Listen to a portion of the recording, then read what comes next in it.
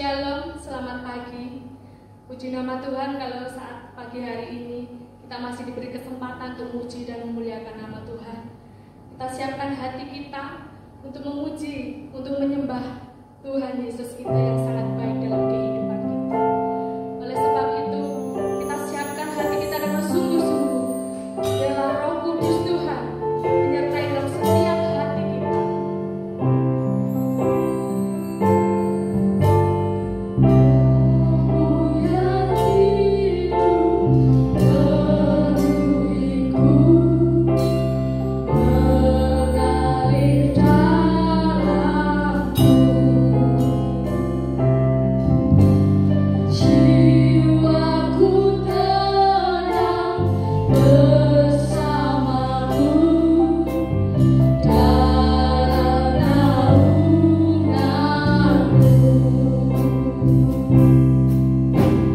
Rohmu yang kudus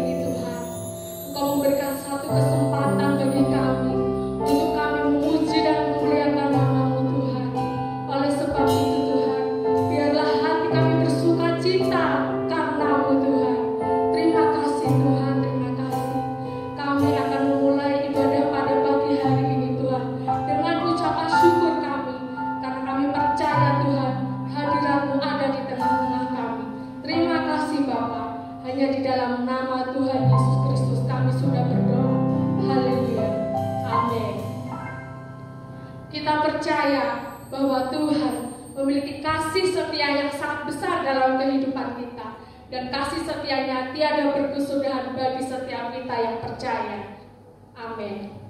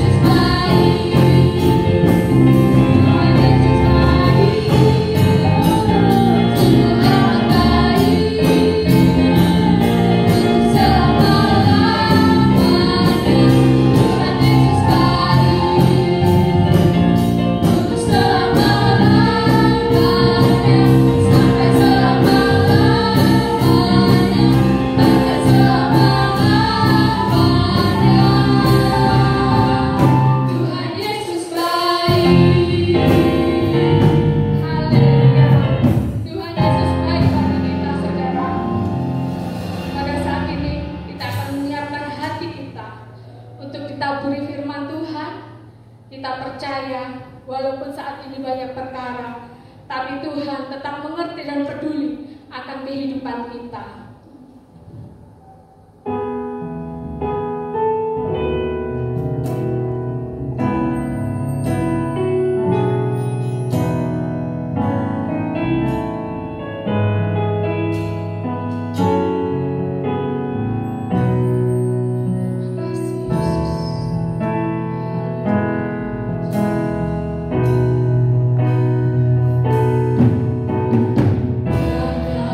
Perkara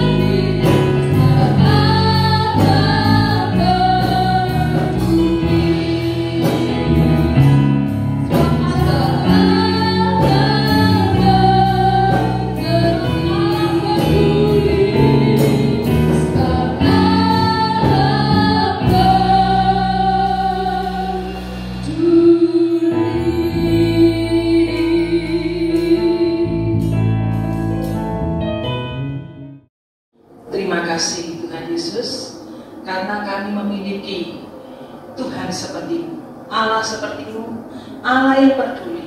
Di dalam setiap segi kehidupan kami, Engkau memperdulikan kami.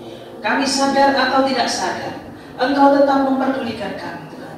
Bahkan saat kami jauh pun, Engkau memperdulikan kami. Terima kasih Tuhan.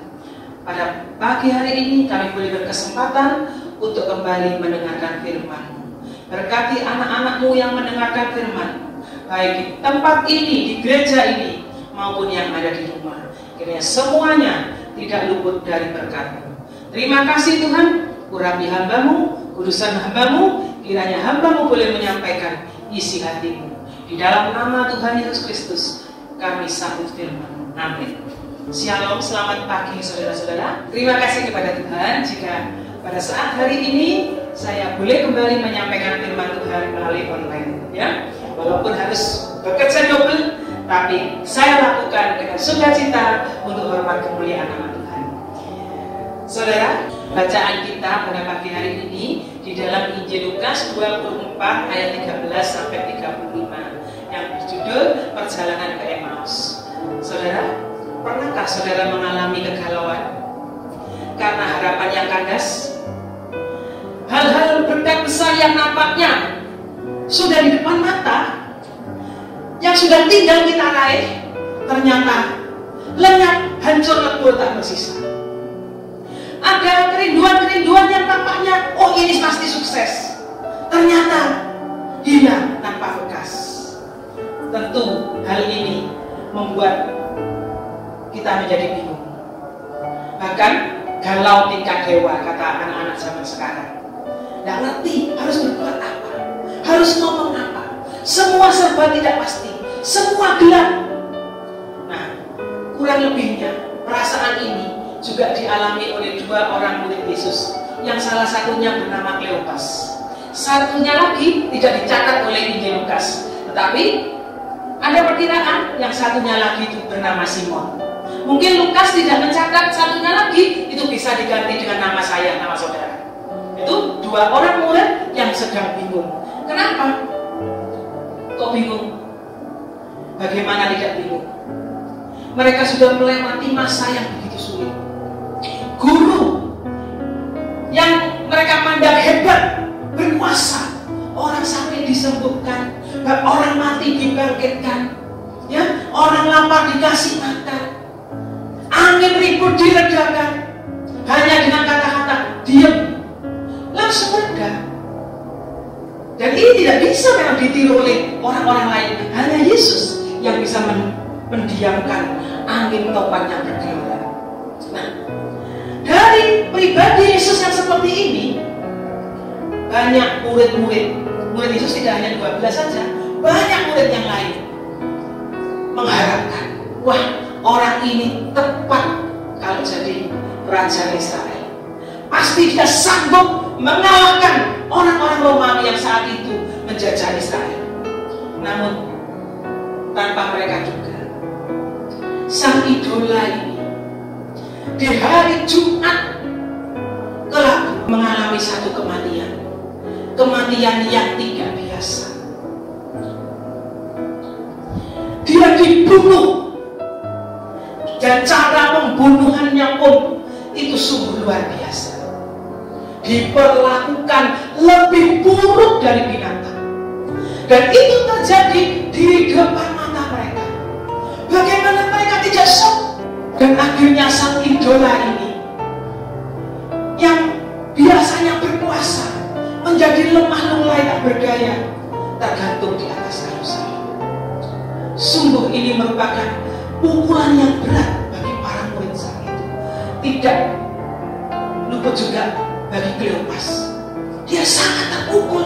Bagaimana idolanya yang sangat perkasa, yang sungguh-sungguh diandalkan untuk menjadi Raja Israel, pembebas orang Israel dari penjajah Romawi, mati dengan begitu mengenaskan.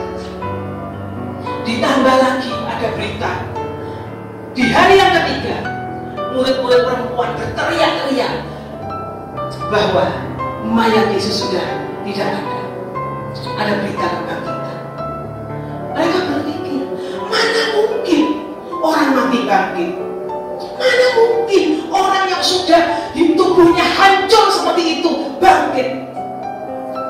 akhirnya Kleopas dan temannya yang tidak tercatat namanya di Injil Lukas membuat satu keputusan. Ayo ke Emmaus. Satu keputusan yang berbeda dengan murid-murid yang lain. Kalau murid-murid yang lain lebih memilih tinggal di Yerusalem, tinggal di Galilea, tapi dia, aku mau ke Emmaus. Mengapa? Rupanya aku salah memilih idola. Aku salah memilih orang. Saudara, pernah nggak bertanya, ada gak sih kuasa Tuhan itu? Kok kondisiku seperti ini? Benar apa tidak sih Tuhan Yesus mengasihiku? Saudara, kejadian-kejadian di dunia ini maupun masalah-masalah yang kita alami ini memang seringkali membingungkan. Namun melalui pelajaran peristiwa perjalanan ke Emmaus ini, biarlah itu semua menjawab kebingungan kita, ya. Dalam kebingungan tidak mengerti apa yang harus dilakukan, Kleopas bersama temannya mengambil keputusan. Dia berangkat ke Emmaus, ya. Mereka berjalan terus sambil menceritakan. Siapa yang mereka ceritakan? Tidak lain, Yesus Kristus. Mereka menceritakan tentang Yesus Kristus. Kok bisa ya? Orang yang begitu berkuasa, orang yang begitu hebat, bisa mati dengan cara seperti itu.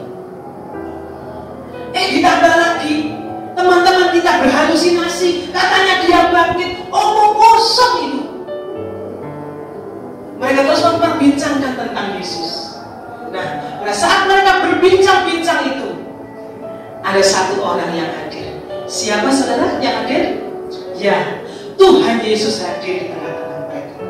Namun mereka tidak kenal siapa yang hadir. Mereka anggap itu orang asing yang nebeng. Mereka juga tidak bertanya, siapa Anda, dari mana, tidak. Dan orang asing itu langsung bertanya, apa yang engkau bicarakan?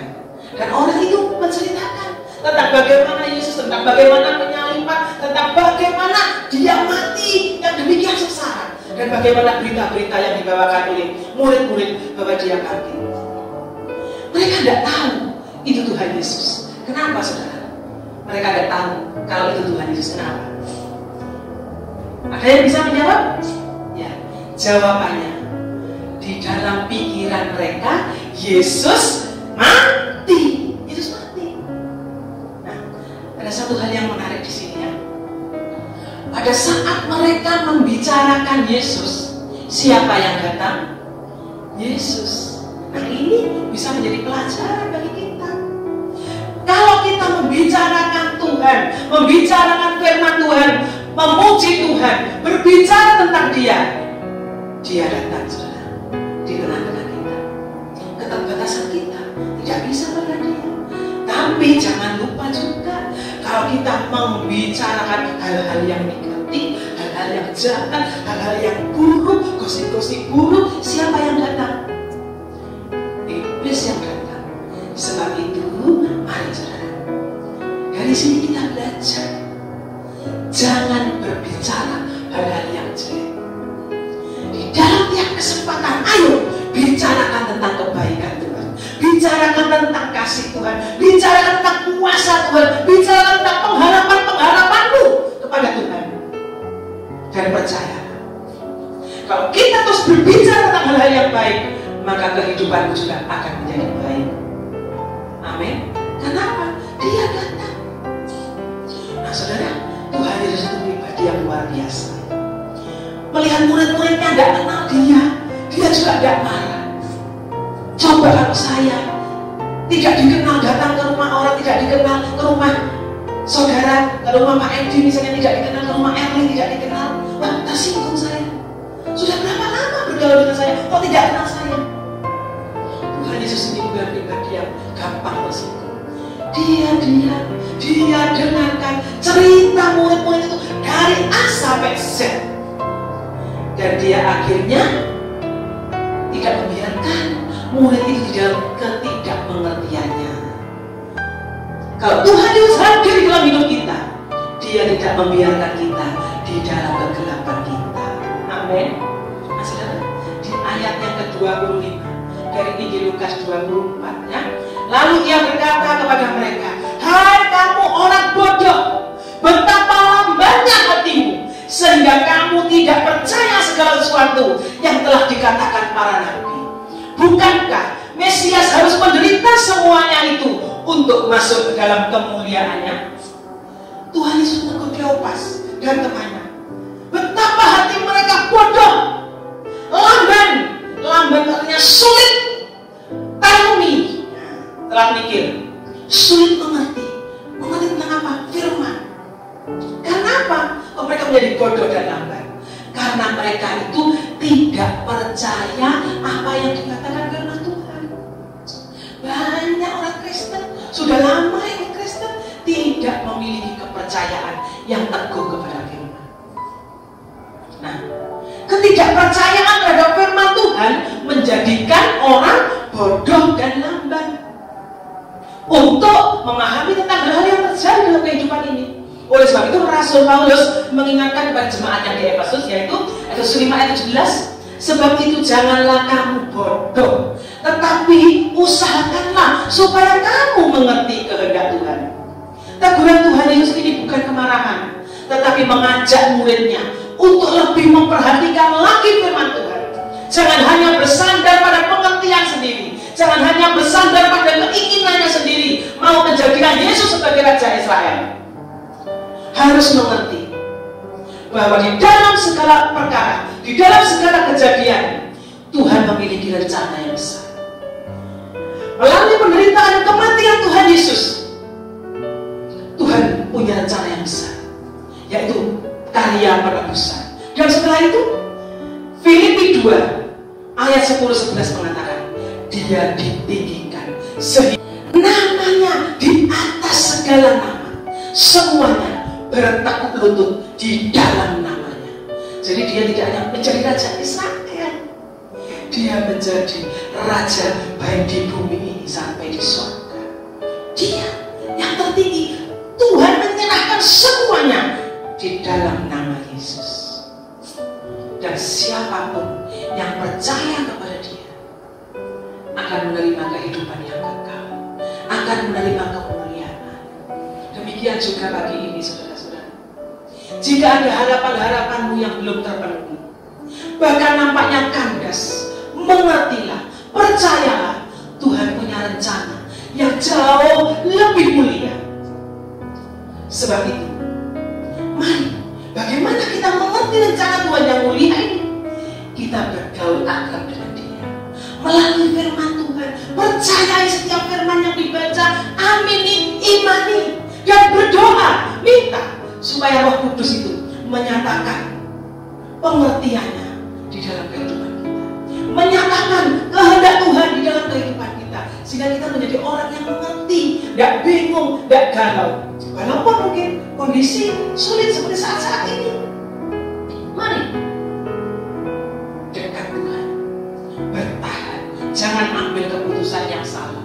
Jangan karena keadaan yang tidak baik kemudian saudara mengambil keputusan, ya wis, biar sudah, tidak ngurus, kena ampas sedikit, tidak ngurus sudah.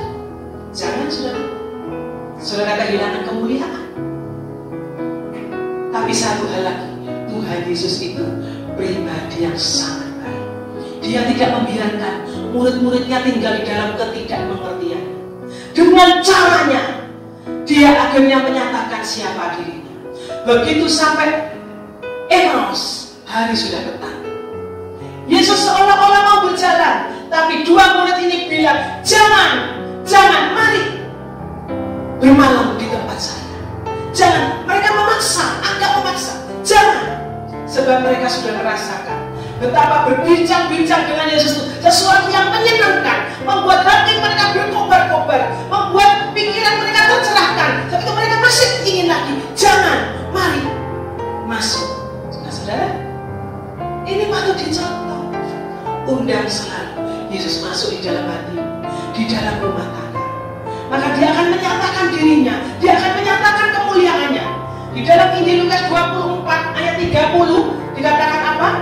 Waktu ia duduk makan dengan mereka, ia mengambil roti, mengucap berkat, lalu memecah-mecahkannya dan memberikannya kepada mereka dengan cara ciri-ciri kayu Yesus yang tidak dimiliki oleh orang lain ketika itu juga, saudara. Terbukalah mata mereka, dan mereka pun mengenal Dia, tetapi Ia lenyap dari tengah-tengah mereka. Mengapa Tuhan lenyap? Tuhan yang bangkit tidak hanya ingin dimonopoli dua orang ini.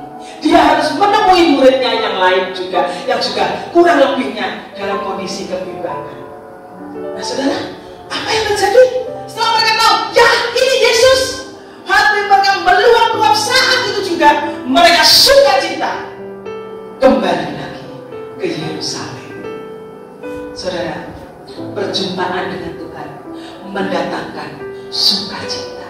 Mari, firman Tuhan pada pagi hari ini mengajarkan kepada kita, jangan mau menjadi orang yang bodoh dan lamban. Karena apa? Karena ketidakpercayaan terhadap firman Tuhan. Bergaul dengan Tuhan agar kita mendapatkan kemuliaannya. Bicarakan Tuhan di dalam hidup kita agar Tuhan hadir di dalam hidup kita, di dalam rumah tangga kita. Jangan berbicara buruk supaya iblis tidak hadir dalam hidup kita, ya. Bicarakan firman, bicarakan kuasa Tuhan. Tuhan itu ajaib, Tuhan itu baik. Dia adalah pribadi yang sangat memperdulikan kita. Amin. Mari kita berdoa. Terima kasih Tuhan, kiranya Roh Kudus-Mu menolong kami untuk semakin memahami firman-Mu dan mengerjakan firman-Mu lebih jauh lagi di dalam setiap hati kami. Tuhan, kami berdoa untuk Indonesia. Kiranya Tuhan tolong Indonesia, Tuhan juga tolong negara-negara lain di dalam menghadapi COVID-19 ini. Kami percaya Tuhan, otoritas-Mu tetap bekerja.